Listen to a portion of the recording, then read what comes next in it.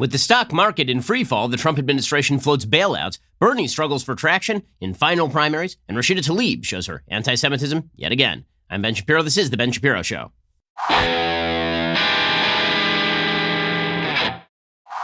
The Ben Shapiro Show is sponsored by ExpressVPN. Why haven't you gotten a VPN yet? Visit expressvpn.com/Ben. Okay, so let's begin with the international news about coronavirus. The market seemed to have recovered a little bit this morning.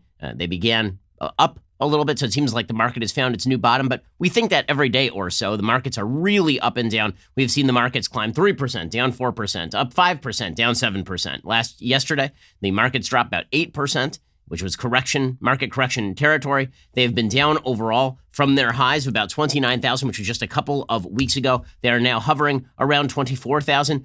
Probably they will do so unless there's another major shock in terms of the news. Let's begin with the international news about coronavirus. Now, the reason I start with the international news is because I hear a lot from people who are in conservative media, in the conservative world, that the media in the United States are blowing this thing way out of proportion in order to target Trump. And domestically, there is some truth to that. Domestically, there's no question that the media would love to see Trump fall flat on his face throughout this entire process so that they can use it as a club to wield against Trump.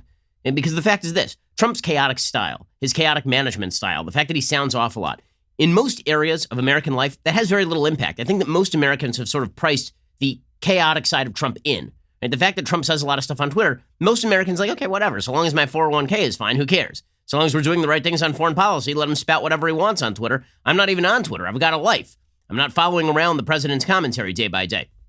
But when it comes to things like crisis response, where people look directly to government for handling, and particularly in a situation like this, where we are talking about pretty significant restrictions on everyday life in the United States, people tend to look to the president for that sort of stuff. And so the media have a new lease on an argument that they've been using about Trump for a while here, which is that his chaotic management style and, in fact, his chaotic rhetoric are really bad overall and have some really significant impacts. Now, in the end, his rhetoric probably ain't going to matter very much at all.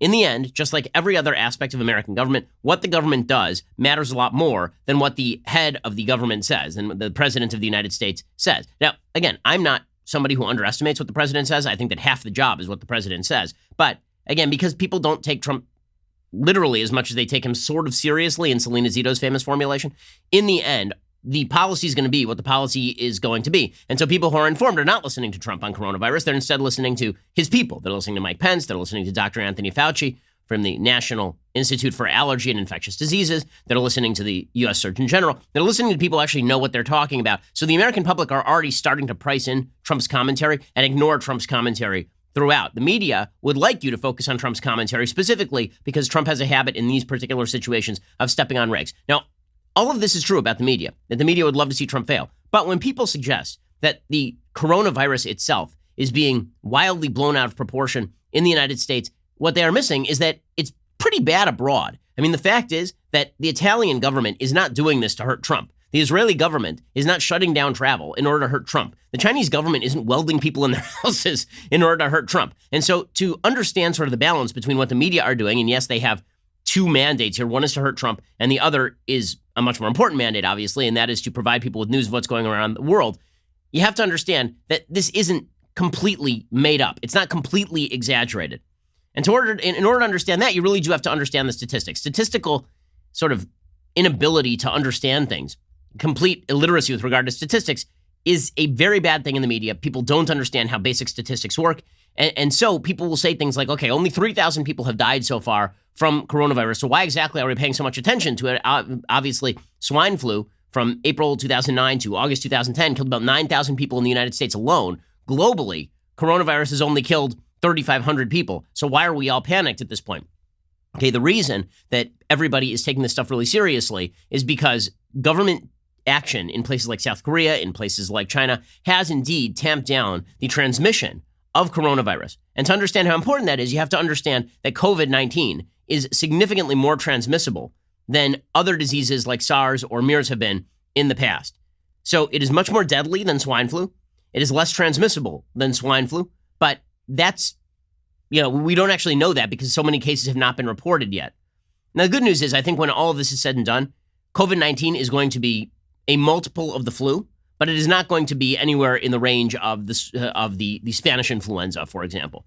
Right now, here's what is being reported by Business Insider in terms of the number of global cases as of March 6th, 2020, and the estimated mortality rate. Now, remember, the estimated mortality rate is probably too high right now in terms of what people are talking about because the number of actual diagnosed cases is absolutely unclear. Testing kits have not been available throughout the United States. There are only 1 million testing kits available right now. We don't even know where those are deployed. Abroad, not everybody has been tested either, but there are about 100,000 cases that have been diagnosed all over the world. There's about a 3.4% mortality rate, so about 3,400 people are dead. And the swine flu, which was from April 2009 to August 2010, some 700 million people to 1.4 billion people were estimated to have come down with swine flu. But the death rate in swine flu was 0.02%. So the COVID-19 virus is about 17 times more deadly than the swine flu is, according to these stats. Now, again, those stats are not really as solid as we would like them to be because we don't actually know at this point how many cases have actually been diagnosed of COVID-17. We don't know the answer to that. And when you compare it to other diseases, this is why people are worried about COVID-19. SARS has about a 10% mortality rate, but there were only 8,000 cases globally. MERS had a 34% mortality rate, but there were only about 2,500 cases globally. There are hundreds of thousands of cases, presumably, of COVID-19. So it's very difficult to tell at this point what the death rates are, but this is why people are worried. By the way, it's not 17 times as deadly, according to those statistics, actually 170 times more deadly than the swine flu if we were to have a 3.4% death rate from coronavirus. Okay, so with all that said, that is why people are looking to the government to take pretty significant measures, and that's why the government has been taking significant measures in countries abroad. They took significant measures in China after allowing this thing to flow freely out of Wuhan for a month and a half.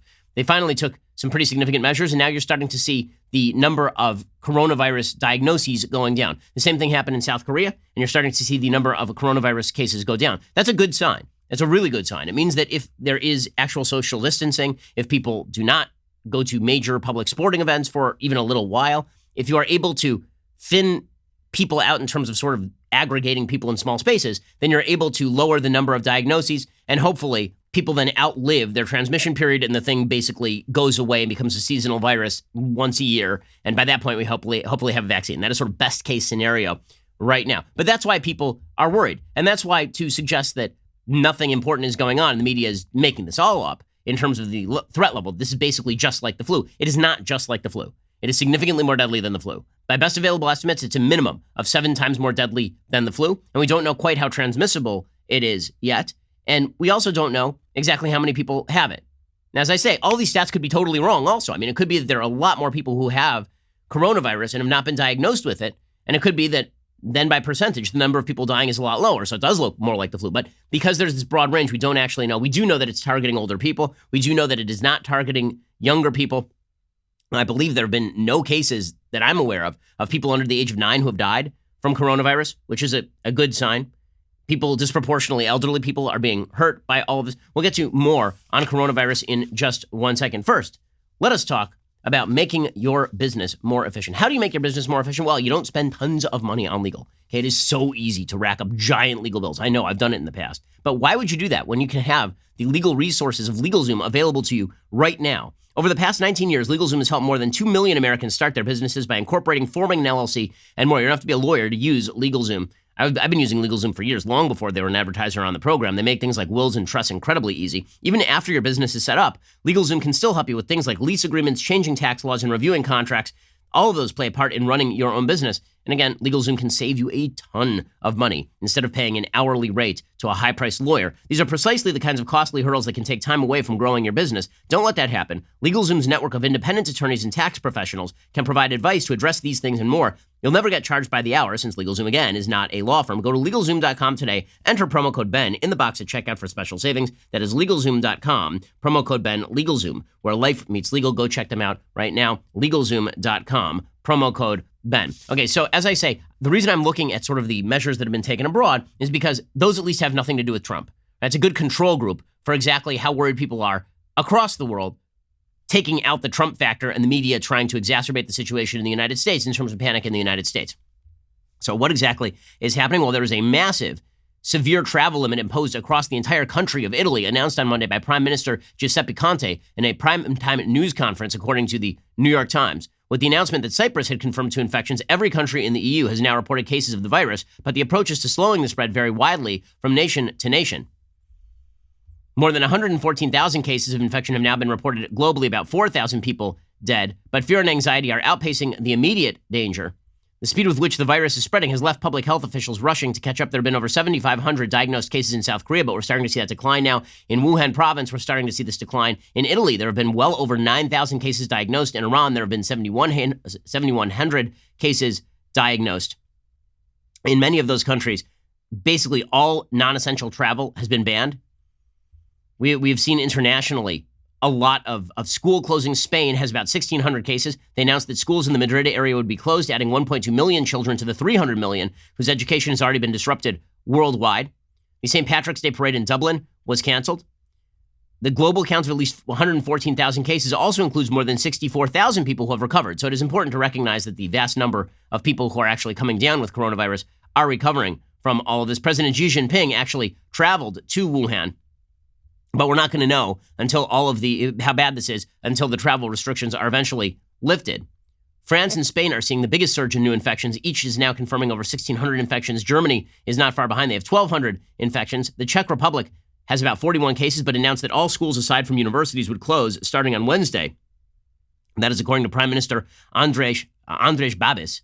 The Spanish government closed all education centers in Madrid from nursery schools to university. In Poland, schools in Poznan, a city in the west of the country, were ordered closed after a single case of infection was discovered. Austria barred travelers from Italy without a health certificate. Switzerland is considering a similar measure. Serbia has temporarily barred travelers from the worst affected places. Now, none of this is permanent, obviously. What we are hoping is that if people basically stay where they are and then they self-quarantine, then after 14 days, they're either recovered or we know what they have, and then we can move them into a hospital where they actually require the care. What you don't want is people circulating around and passing the disease faster than we know how to stop any of this. So the United States, we've seen similar measures being taken on sort of a voluntary basis. You're seeing the government take a very heavy role in places like Israel. In Israel, they've now said that anyone who enters the country has to self-quarantine for a minimum of 14 days.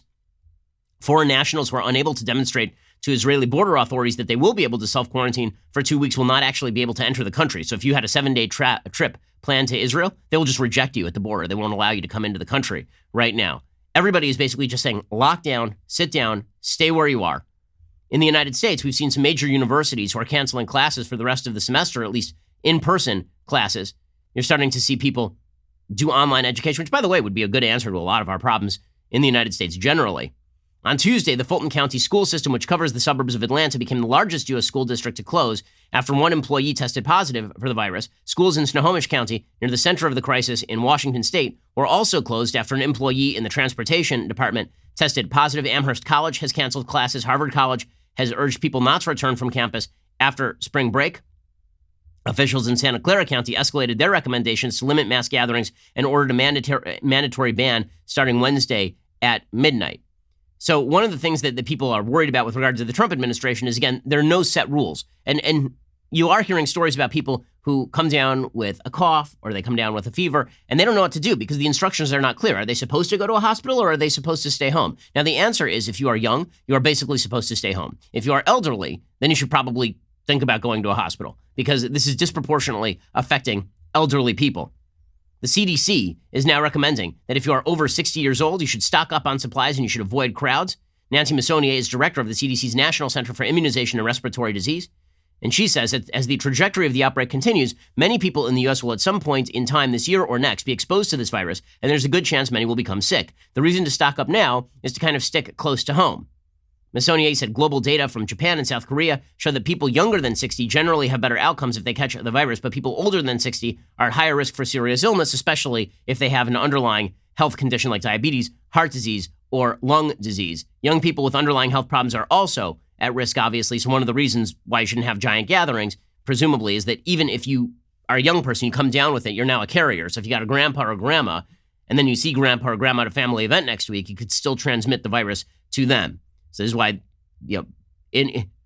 happily for me, we are now recommending antisocial behavior. So that as somebody who's not a big event guy. I don't think that, I benefit from the fact that now everyone will act like me and not want to hang out with human beings. So that's a good thing. But other than that, obviously, this is crimping a lot of people's style, and it's having some pretty significant economic impacts. We'll get to more of this in just 1 second. First, let us talk about how you're going to look better this year. You're making a first impression on somebody. Well, one of the big things that you want to make sure is a nice smile. You don't want your teeth looking every which way. You don't want to look like Jafar in that scene beneath the castle where he is dressed up as an old man. His teeth are going all the wrong way. It's all very weird. You don't want that. What you want is a beautiful Disney smile. And the way to get that is you go check out Candid. Unlike braces, Candid clear aligners are comfortable, removable, and totally invisible. You can transform your smile without anyone noticing a thing. Plus, you never have to set foot in a doctor's office or a waiting room. Your treatment is prescribed and monitored remotely by a licensed orthodontist. With other remote clear aligner options, you may never hear from a doctor. Candid only works with experienced orthodontists, only experts in tooth movement, never general dentists. With Candid,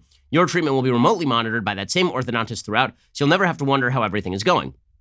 With Candid, the average treatment length is just 6 months. You'll start seeing results way before then. Learn more about Candid's process. Get a complimentary 3D scan of your teeth at a Candid studio near you. It is the simplest, freest way to get started. Again, whether it's business or your personal life, you want your smile to look great. Candid can make this happen. I've been using Candid myself, and man, I am gorgeous. All right, you ready to take the first step towards straighter teeth? For a limited time, get started with $75 off by using code Shapiro at candidco.com/Shapiro. That is candidco.com/Shapiro. Use code Shapiro for $75 off. candidco.com/Shapiro. Use code Shapiro.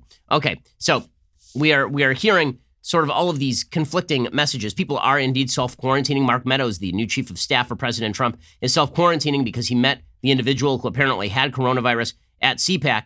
He is not the only one. There are a bunch of people who have been self-quarantining. Obviously, Republican Senator Ted Cruz, self-quarantine. You saw Paul Gosar from Arizona, self-quarantine, and then talk about how he would rather die in battle than die of the flu, which is a real weird move. There are Washington Post, Politico, and Daily Beast reporters who are all self-quarantining after attending CPAC. Everybody is saying, sort of out of an abundance of caution, people are staying home.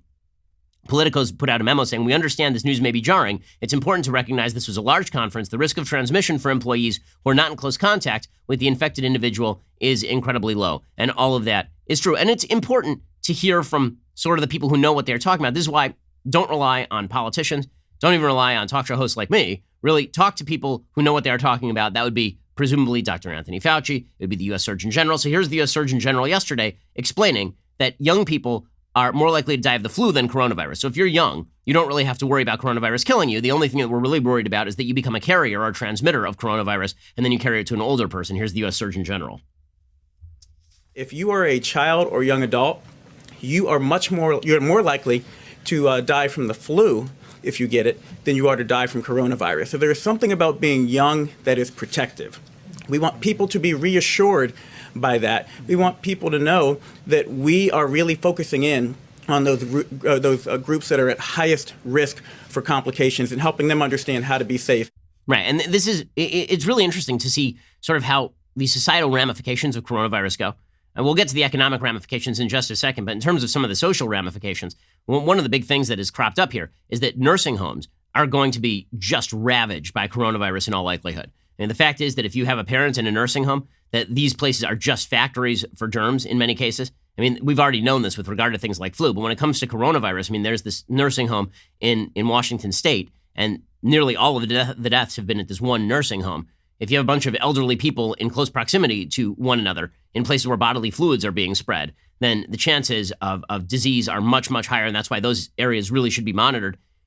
Our society has really shuttled old people more and more into nursing homes and assisted living facilities. And you may see, I think over time, as the danger of stuff like this becomes apparent, you may see more and more people say, I'd rather keep mom and dad living in the guest bedroom, and we'll get them the help that they need at home, which, by the way, was sort of the model of life for several thousand years up until we started basically paying a group of people to take care of the elderly in American society and abroad. Meanwhile, again, none of this is to suggest that the press has been responsible on all this. The press is not being particularly responsible on all of this. They're sort of pushing an alarmist attitude toward all this. Yesterday, there were headlines suggesting that President Trump had run out of the room when asked if he had come down with coronavirus or if he'd been tested with coronavirus. That was absolutely untrue. Reporters just shouted it at him. First of all, if you think the president of the United States' health is not being monitored, you're out of your mind. He's the president of the United States. Of course, he probably has been tested for coronavirus if he came in contact with anyone who had it. But it is just indicative of the press coverage, the hysteria of the press coverage, that the headline that came out of this little tete-a-tete here was that President Trump was running away from questions as though the top levels of the U.S. government have been infected. Thank you very much.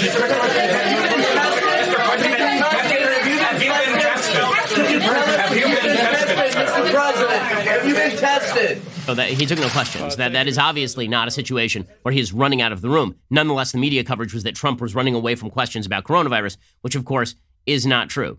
Now, meanwhile, the economy obviously has seen itself really get hit hard. Yesterday, the S&P 500 dropped more than 7%. The Dow dropped over 2,000 points, almost 8%. Boeing, Apple, Goldman Sachs, Caterpillar cut the index by at least 100 points each. The Dow ended the day below 24,000. The Dow Jones Industrial Average has risen, at least in early morning trading, above 24,000, but seems to be stagnating right around 24,000 because nobody knows exactly what is going to happen. Originally, the market sell-off did trigger that key market circuit breaker. Like 15 minutes in, there's this new procedure that basically everybody pauses for 15 minutes to calm their asses down, and then we move on with the trading day. That happened yesterday. It did seem to calm the market a little bit. The market dropped a little bit from there, but that was basically to prohibit a sort of follow-on effect that happened in 2007, 2008, when there are all sorts of mechanisms in place that if the market starts to drop precipitously, there are automated mechanisms at a lot of companies where they will just start selling stock because they're afraid of a stock market drop. So they actually cause the stock market drop because of instant trading fears. Also, again, worthwhile noting that the market drop was not solely about coronavirus. A lot of it was about Saudi Arabia and its ongoing oil battles with Russia. Saudi Arabia and the Russians were going to agree to increase the output in order to compete with U.S. fracking and drive U.S. fracking into the ground. Instead, the Russians decided not to do that, and the Saudis were like, okay, well, we're just going to outpump the Russians. Also, the Saudis like hurting the Russians because the Russians have been supporting the Syrians and the Iranians. So there are all sorts of international geopolitics issues at play. The double punch, according to CNBC, sent crude careening to its worst day since 1991. Now, in terms of consumers, that's probably not a bad thing. If you get cheaper gas at the pump, that is not the end of the world. It's probably pretty good for you. But in terms of the energy companies, obviously that is going to pound their stock. The economy is also facing some serious headwinds because of the global supply lines that are still throughout China. You know, the fact is that we're not going to know the economic impact of coronavirus until China opens up its factories again. Right now, China's factories still remain largely closed. So while coronavirus diagnoses are going down, the question is, how long are these factories going to remain closed? How long are those global supply lines going to remain clogged up before the economy starts to flow fairly freely again? And this has led some people to suggest, well, globalization was a bad idea. No, globalization was a pretty good idea. The only question is whether you really should have relied on that factory in China alone. What you're not going to see is a return to autarky, right? We're going to bring all the factories back to the United States. Instead, what you're going to see is duplicative factory capacity with flexibility in various areas of the globe. So if you're going to build a factory in China, you probably will also build the capacity to have a flexible factory someplace else on planet Earth in case China gets hit. You're going to see people create duplicative supply lines in order so that this sort of thing does not happen again. Now, does this thing end in like a serious recession? I honestly, I doubt that it does. I doubt that we're going to end up in a serious recession because of all of this, because I think the coronavirus over the next several months is going to mitigate. I think that people are going to get this under control. I think the transmissions are going to drop. I think the number of cases are going to drop. We're already seeing it in China. We're already seeing it in South Korea. I would not be surprised if by summer, the viral spread of this has dropped, thanks in large part to people taking more responsible action. Yes, washing your hands, staying away from other people, not shaking hands, right? All of that will help drop the spread. If that happens, people will go back to work, people will start buying things again, because they're really not huge systemic economic problems in the United States. There are in Europe, there are in China, but those problems have been long-standing.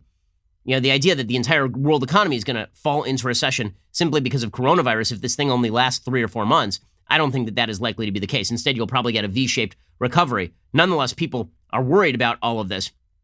People are worried specifically about a credit crunch, that a lot of businesses that are operating right at the margins are going to go under, that a lot of businesses that can't afford to last 3 or 4 months without significant income are going to get hit. We're going to talk about all of that and the Trump administration's supposed response to all of that. We'll get to that in just 1 second. First, let us talk about the greatest underwear on planet Earth. I, of course, am talking about Tommy John underwear. They grace this fantastic butt right now, America's butt. They grace this butt right now. And let me tell you, Tommy John underwear, they're great for men. They're great for women. My wife loves Tommy John stuff. Tommy John is all about fabric, fit, and function. Tommy John obsesses over every little detail and stitch by using proprietary fabrics that perform like nothing you have ever worn before. As a result, Tommy John's men's and women's underwear sport a no wedgie guarantee, comfortable stay-put waistbands, and a range of fabrics that are luxuriously soft, feather-light, moisture-wicking, breathable, and designed to move with you, not against you. That means no bunching and no riding up. Tommy John is so confident in their underwear that if you don't love your first pair, you can get a full refund with their best pair you'll ever wear or its free guarantee. You can also find them in over 1,200 retail locations across the country, including Nordstrom stores nationwide.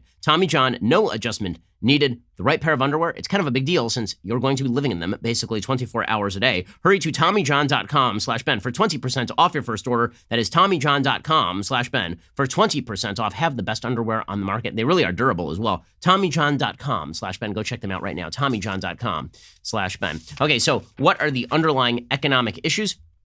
Well, again, you have the European governments that have basically been having stagnant growth rates for a decade or more. You've had China, which has been wildly overestimating its growth rates for a very long time based on debt-led growth. In the United States, we've been spending out the wazoo, right? These debt issues eventually are going to come due because what exactly is the appetite for more debt if it appears that we're never going to pay it off? With all of that said, if this thing were to mitigate in fairly short order, then you will see a V-shaped recovery and it will not be an issue by the time of the election. You're starting to see the Trump administration talk about what government measures they are looking at. Some of these are a good idea. Some of these are a bad idea. Some of the good ideas are, for example, Barack Obama did this in 2011, 2012, would be a brief payroll tax holiday, meaning you get to delay paying your taxes on a quarterly basis if you're a small company. This makes a lot of sense because the government doesn't need to suck up more of your taxpayer dollars. They actually need your dollars to go to your employees. You need to continue paying your employees. So they're saying you're still going to have to pay taxes on the back end, but we're going to take a payroll tax holiday for the moment. That is a good idea. For example, anything that lowers taxes in the face of this is a good idea so we can continue paying our employees, for example. Anything that is a specific subsidy to specific industries, that is a bad idea. The reason that's a bad idea is because it is now suggesting that some industries are more important than other industries, which is not true. It is creating a perverse incentive for industries to operate right at the margin. So if they take a real hit, then all of a sudden they're looking to the government for a bailout. And that's not how you want to run a business. You want to run a business in both a risk-seeking fashion where it is appropriate, but also a risk-averse fashion in terms of making sure that your business remains profitable. Creating incentive structures where businesses are right on the verge of going under every other minute, and then they look to the taxpayer to bail them out is a real mistake. It's a real mistake. So President Trump yesterday did a press conference. He laid out some of the government measures that were possibly on the table. Here was the President of the United States yesterday. We're going to be meeting with House Republicans, Mitch McConnell, everybody, and discussing a possible payroll tax cut or relief, substantial relief, very substantial relief. That's a big number. We're also going to be talking about hourly wage earners getting help, be working with companies and small companies, large companies, a lot of companies, so that they don't get penalized for something that's not their fault. It's not their fault. It's not our country's fault. Okay, so some of these ideas are fairly good. I don't know what that hourly wage policy that he's talking about actually looks like. Is he just talking about, again, delaying taxes on companies that the companies can afford to pay their hourly wage earners? If so, again, I don't see that as a huge problem. If we are talking about the government stepping in and basically increasing unemployment, even that is not necessarily the end of the world for the moment. But that's not, like, I'm not clear on exactly what the policy is. Hopefully we'll see some details and then we'll know where we stand on all of it. He said he was seeking to provide assistance. This is the part where I start to get a little uptight. The president also said he was seeking to provide assistance to the airline, hotel, and cruise industries, which are all suffering as Americans rapidly cancel travel plans. And the answer on that is no. Okay, first of all, we shouldn't be helping the cruise industry. They're all foreign flagged anyway. Like, it doesn't make any sense for us to be bailing out cruises that are flagged in Norway. Like, why exactly are we bailing out cruise industries? I understand they are disproportionately elderly. I understand that elderly people don't want to be on cruises right now. I get all of that. But we shouldn't be bailing out the cruise industry thanks to coronavirus. As far as the travel industry, I'll tell you, right now is a great time to buy airline tickets. I'll tell you that. And by the way, the airline tickets, they are priced down and out, meaning that if you buy tickets like 7 months from now, then now is a great time to buy those tickets. And I'll be honest, I just bought some airline tickets yesterday. I looked at the prices and I was thinking, okay, where do I want to go on vacation with my family later this year? Assuming the coronavirus lets up, which in all likelihood it will. The prices are going down, right? The market is taking an effect. Prices are going down, and that means some buying opportunities for people. By the way, this is also true in the stock market. You saw a lot of headlines yesterday about investors losing billions and billions and trillions of dollars yesterday because of the stock market dropping. Okay, if you're a smart investor, I'll tell you how much money you lost yesterday. Big old zero. The reason you lost big old zero yesterday, and maybe you made money, is because if you are a major investor, you did not sell your stocks yesterday. It is probably marginal investors who largely sold their stocks.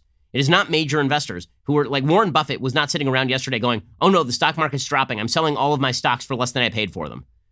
I remember Buffett once got asked about 2007, 2008, how much money he lost. He said, I didn't lose a dime. I didn't sell anything. It's like when the real estate market goes down, if you own a house, did you just lose money when the real estate market went down if you didn't sell your house? The answer is no, you didn't lose any money because you didn't sell your house, right? The price is independent of you actually realizing the price in the open market. Now, it's unclear based on President Trump's comments whether he's going to ask Congress to help these industries or if he thinks he can do it on his own. But again, bailouts are a bad idea. I thought they were a bad idea in 2007, 2008. They do create moral hazard in certain crisis situations.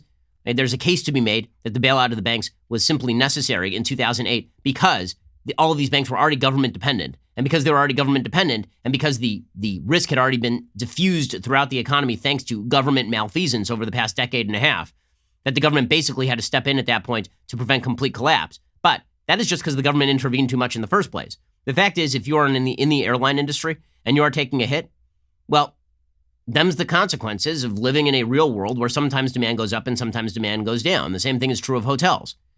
And if, by the way, these businesses were operating at the margins, if these businesses were operating in irresponsible fashion in the sense that they're going to go bankrupt if they are not bailed out, guess what? I promise you, there are plenty of people who are willing to buy hotel chains and are willing to invest in hotel chains and buy a share and reinfuse with cash on the assumption that coronavirus is going to let up in 6 months. So bailouts, this is one of the great misnomers about bailouts, that bailouts prevent companies from going completely defunct. When the auto companies were bailed out, the choice was not between those auto companies being bailed out and the auto companies simply not existing anymore. The choice was between the auto companies being bailed out and investors coming in and buying the auto companies and treating them in a different way. Right? Chapter 7 bankruptcy, when a company goes bankrupt, that does not mean that the company closes its doors. It just means that they have to sell off their assets in order to pay off debtors. And it also means that somebody comes in and picks up the company. Right? Somebody new comes in and invests in the company. So bailouts are not the answer to this particular problem. A payroll tax holiday is a different sort of thing because that is just the government saying we're not going to, that is the government taking its boot off your throat. That is not the government actively injecting you with steroids. So there's a big difference in kind between those two things.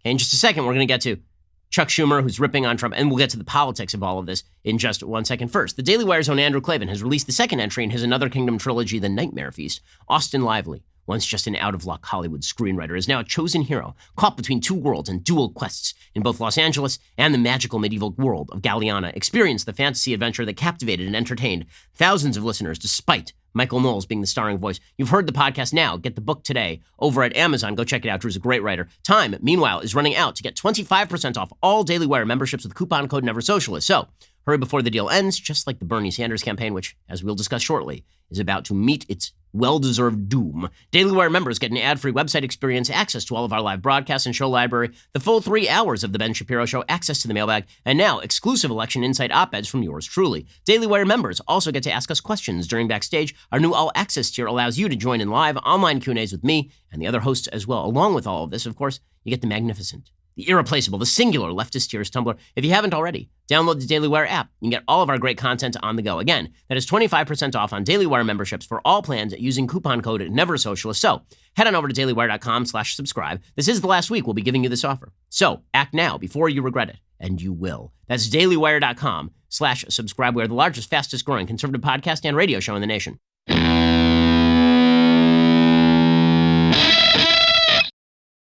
Now, again, the Democrats are trying to make hay out of all of this. They're suggesting that Trump has completely botched the response. Again, Trump's public attitude toward all of this has not been wonderful. I mean, you don't want him tweeting. You don't want him. I talked about this yesterday. He really should be quiet and let his experts talk. His experts know what they are talking about. But the generalized perception that the Trump administration has blown it, that obviously is not true. Chuck Schumer is trying to promote that idea, of course, because the opposition party always tries to make it seem that the party in power is blowing it when it comes to public crises. Here's Chuck Schumer trying to call Trump's response slipshod. The federal government's initial response to the coronavirus was slipshod at best. It has greatly hurt the country, and it falls at the feet of the president. The buck stops with him. Now, I know President Trump will dismiss these criticisms and accuse Democrats of playing politics. That's what he always does when there's legitimate criticism. because in President Trump's world, there's no such thing as a legitimate criticism of his administration.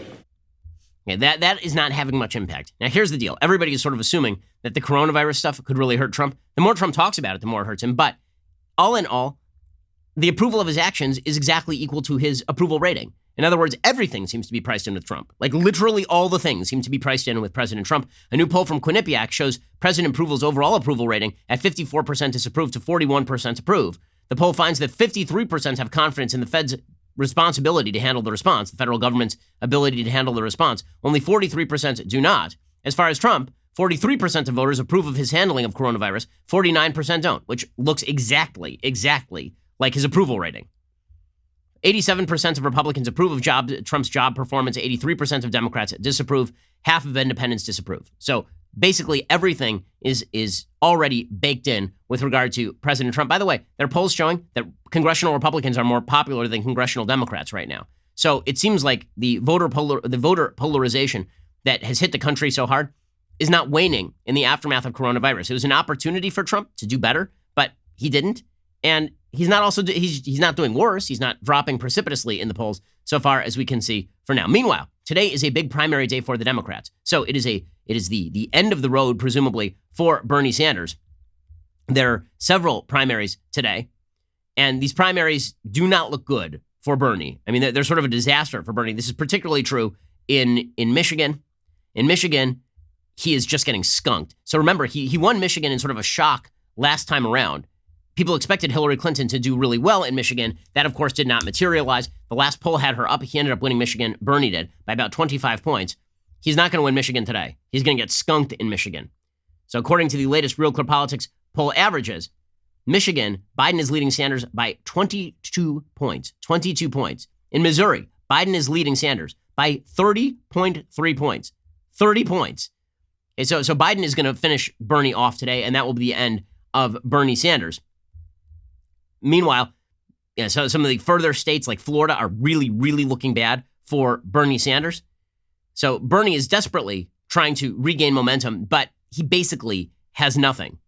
It's important to remember, guys, that the Bernie Sanders popularity in 2016 was largely based on running against Hillary Clinton. It turns out the best thing you can ever do is run against Hillary Clinton. With the exception of Rick Lazio, every other politician who has ever run against Hillary Clinton, Barack Obama, Barack Obama, Bernie Sanders, Donald Trump, every politician who has ever run against Hillary Clinton has done really well. People do not like Hillary Clinton.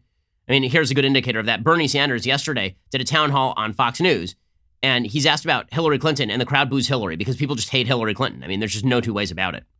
He was a career politician. He did not work till he was like 41, and then he got elected to something. It was all just baloney, and I feel so bad that, people got sucked into it. Wow, that's strong stuff. What's your reaction? Unlike Secretary Clinton, I don't want to relive 2016. We're in 2020. So half of Bernie's popularity was based on the fact that people hated Hillary Clinton. Now that Bernie is seen in a vacuum, people are not super fond of Bernie, and there's a reason for that. That's because Bernie is awful. He's truly awful. Now, Bernie is starting to Bernie is still shying away from a couple of the attack lines on Joe Biden that might actually be telling. Like he said yesterday, he won't question Joe Biden's mental fitness. Well, good luck with that. But it's the fact that people are finally examining Bernie Sanders' agenda that is sending him to the political graveyard here. And the fact is that Bernie was leading up until the point he became the frontrunner. And then as soon as he became the frontrunner, sort of like Elizabeth Warren, people started examining him. And then they're like, well, and there's a reason for that. Last night on Fox News, Bernie admits, there's going to be a giant price tag to all the programs that I'm proposing. How can you pay for all this? Good. All right. Now, I don't have the teleprompter. All right, but I'll do my best. All right. How was to get the numbers right? Okay, good question. All right, let's deal with it. Fair question. Bernie, you're proposing bold ideas. How are you going to pay for them, right? With a big price tag. Yes. All right, let's deal with them. Okay, and then he never deals with them. What he means by a big price tag is like giant price tags. One of the best moments of his Fox News spiel last night is Bernie was talking about socialism. And he says, well, people keep talking about socialism like socialism is Cuba or like it's the Soviet Union. But it's not. It's Sweden. And then he is hit with the fact that Sweden is not, in fact, socialist, and he has nothing to say. Here's Bernie Sanders being completely disarmed on national TV. I'm talking about Finland. I'm talking about Denmark. I'm talking about Sweden. I'm talking about countries all over the world who have used their government to try to improve life for working families, not just the people on top. If you look at examples in Sweden and Denmark, they have been lowering or cutting property taxes, lowering corporate taxes, allowing vouchers for schools, for public schools. So they appear to be moving away more towards market reform and not towards what you're describing you'd like to see here.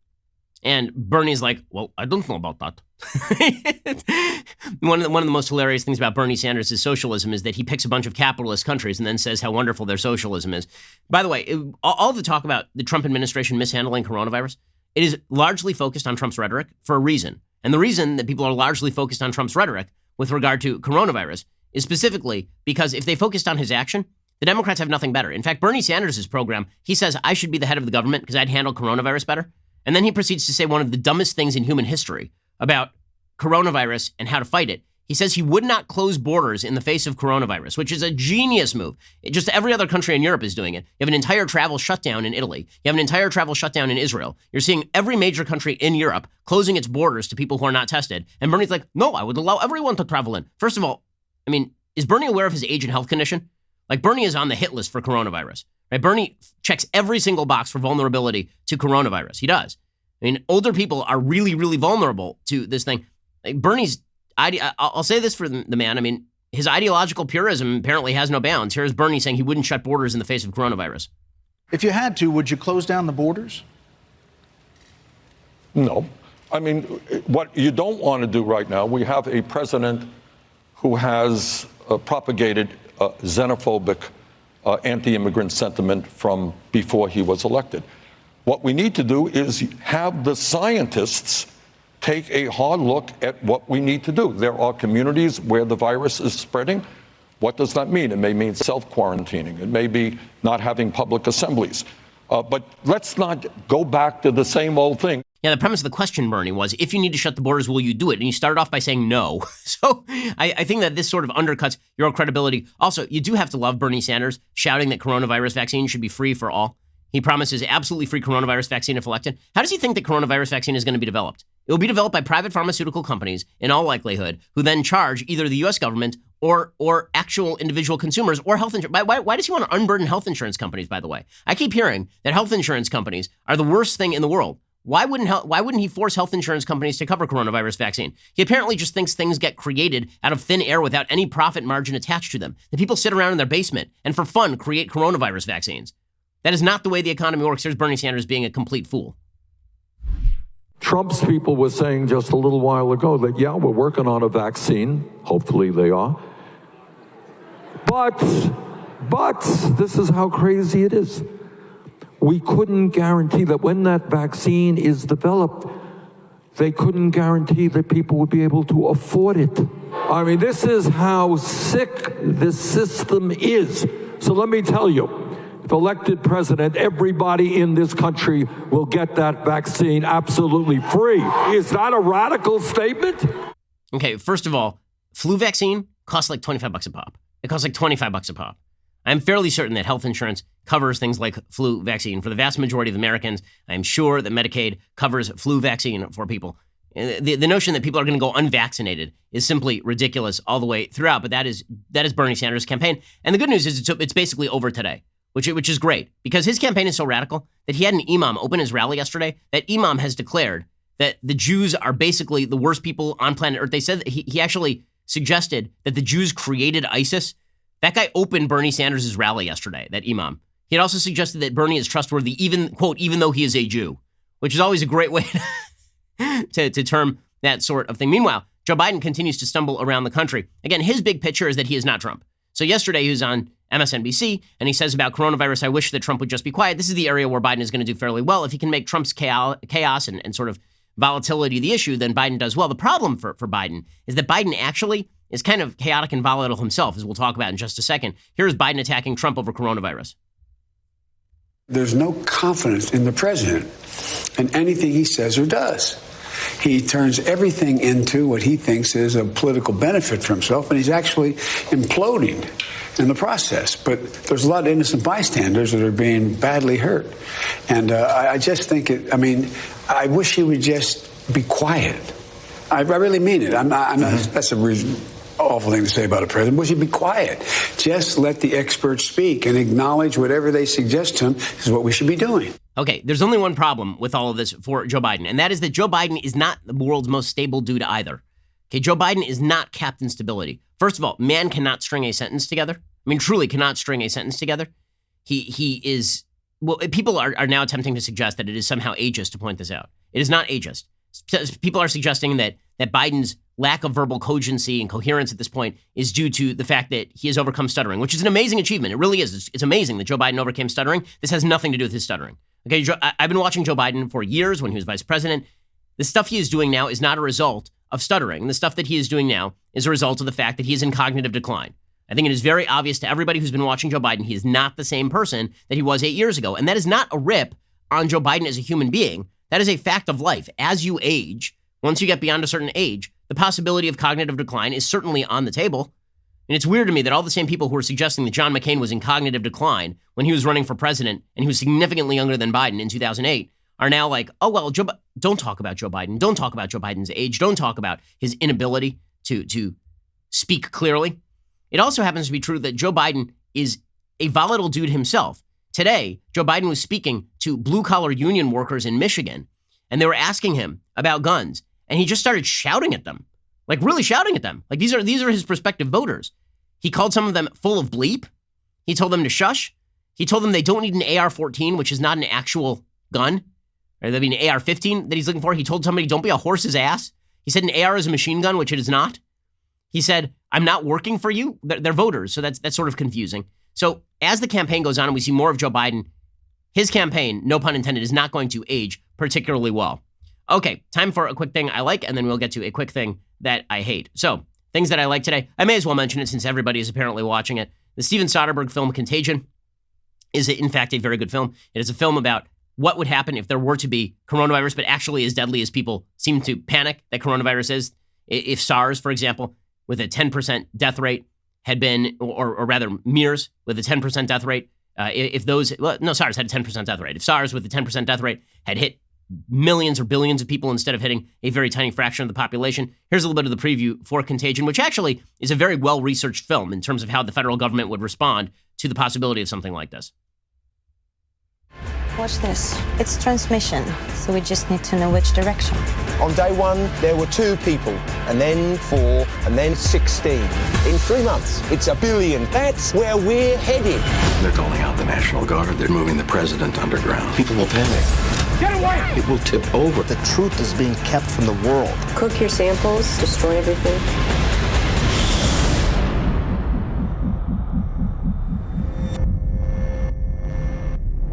Hello.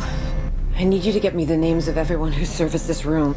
It's an emergency. There's a reason why this film is doing so well right now in terms of people renting it, and that's because people are freaking out that this is exactly what's going on. And again, the depiction is actually fairly accurate. It was commented on at the time how well researched this whole thing was.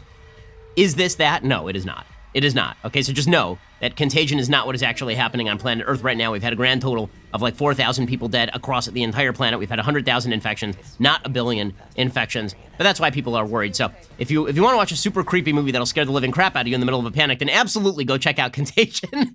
Otherwise, maybe avoid Contagion until everybody is done with their panic. Okay, time for a couple of quick things that I hate.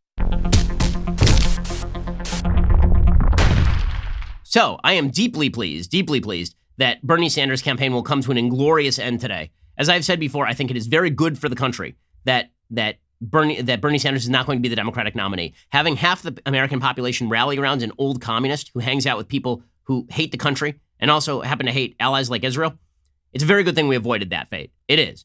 And I think that Donald Trump is in fairly good position against Joe Biden. In all the latest polls, he's running even with him in all of those battleground states, which is kind of where he has to be. Okay, but the fact is that Bernie Sanders has surrounded himself with the worst people in American politics. One of those people, of course, is Representative Rashida Tlaib, who keeps insisting she's not an anti-Semite, even while wearing a shirt that literally erases Israel from existing. So there's a picture of her holding up Linda Sarsour's new book. Okay, Linda Sarsour is an awful anti-Semite in her own right. She has stood with actual anti-Semitic terrorists. Rashida Tlaib took a picture of herself holding up Linda Sarsour's new book because they're besties. And she's also wearing a shirt that has a picture of the entire land of Israel with Palestinian symbols over it. So when she suggests that she is in favor of quote unquote one-state solution, right, this is what she said. She's not in favor of a two-state solution. She wants a one-state solution. That shirt makes it fairly obvious exactly what kind of one-state solution she is looking for. Namely, she is looking for a one-state solution where the Muslim Arabs run things and the Jews don't exist. I mean, that is what the shirt is. The shirt literally has there's no separation between the West Bank and Gaza Strip. This is why when people suggest, why doesn't Israel just make territorial deals with the Palestinian Authority and with Hamas and with Hezbollah and with all of these various entities? Well, the answer is because those people want to kill them. They want to destroy them. Rashida Tlaib would love to see the Israeli state wiped completely off the face of the earth. There's an online advertisement for the shirt, according to the Free Beacon. Stand in solidarity with Palestine by wearing this beautiful Palestine t-shirt. An outline map of Palestine is filled with red, white, and green Arabic letters that look stunning from a distance and spell the word Palestine up close. A patterned shamach wraps around the neck of the Palestinian state like the brave soldiers whose boots stand on the dusty ground. Those brave soldiers, presumably many of those would be terrorists. So just what wonderful people Bernie surrounds himself with. Really are a joy. By the way, just to note, the people that Bernie Sanders and Rashida Tlaib have sympathy for are the same sorts of people who literally have been sending party balloons bearing bombs into Israel. This is a thing the Washington Post reported yesterday from Netivot, Israel. The moment Meirav Hania's daughter stopped loving kindergarten came when a cluster of colorful orbs floated toward her playground during recess. Balloons had pleased young Emma, her mother recalled, but another child, one who'd heard warnings from local police, knew better. That's a bomb. In recent months, hundreds of booby-trapped balloons, sometimes bearing the messages, I love you and happy birthday, along with small IEDs dangling by a string, have descended on this or other communities downwind of the nearby Gaza Strip, according to Israeli police. They're not seeking to kill Israeli soldiers. They're not seeking to do military damage. They're seeking to kill children. When you set balloons that say happy birthday on them into populated areas with bombs connected to them, can you think of anything really more evil than that? It's hard to think of things that are more evil than that, really. Most of these are landing in open countryside. None has yet caused injury or death.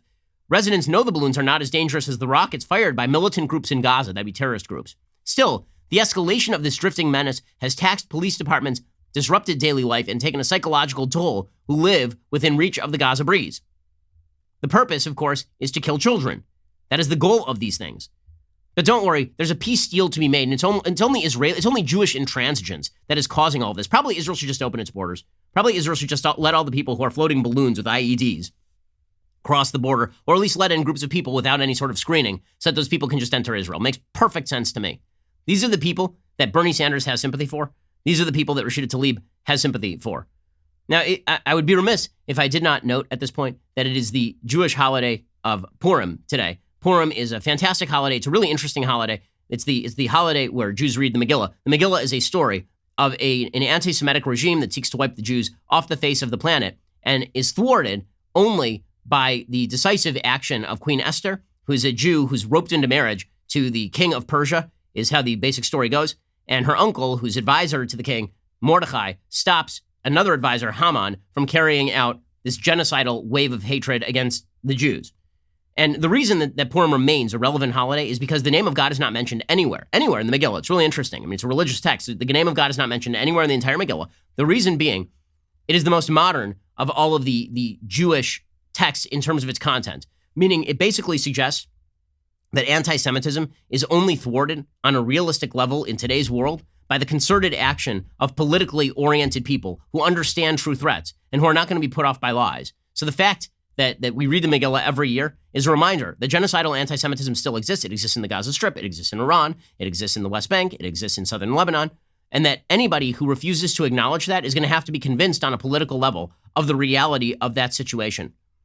Okay? Because people tend to believe that evil anti-Semitism is only a figment of the past, or that anti-Semitism only exists when it's an a-hole waving a Nazi flag at a Bernie Sanders rally. But the fact is, anti-Semitism is very alive, it is very well, and genocidal anti-Semitism is overlooked by large swaths of the West, particularly at the highest levels of politics. We need to remember that, because Bernie Sanders, who has been called a victim of anti-Semitism, which on a broad level is ridiculous, Bernie Sanders is a propagator of anti-Semitism. I am very, very glad to see Bernie Sanders' campaign end today. It is well-deserved, and hopefully he goes back to the earned obscurity that he so richly deserves over the course of 80 useless years on planet Earth. Worse than useless, counterproductive years on planet Earth. Alrighty, we'll be here a little bit later today with all of your updates, and then we'll be back here tomorrow. I'm Ben Shapiro. This is The Ben Shapiro Show. The Ben Shapiro Show is produced by Colton Haas, directed by Mike Joyner, executive producer Jeremy Boring, supervising producer Mathis Glover and Robert Sterling, assistant director Pavel Wydowski, technical producer Austin Stevens, playback and media operated by Nick Sheehan, associate producer Katie Swinnerton, edited by Adam Sayevitz. Audio is mixed by Mike Coromina. Hair and makeup is by Nika Geneva. The Ben Shapiro Show is a Daily Wire production. Copyright Daily Wire 2020. Democrats in 6 states head to the primaries today, and polling shows Biden might blow Bernie out of the water within just a matter of hours. We will examine the latest data on Joe's chances in November. Then pundits on all sides attack the president for his response to the flu Manchu outbreak. But a very important group, much more important than the chattering class, thinks President Trump is doing just fine.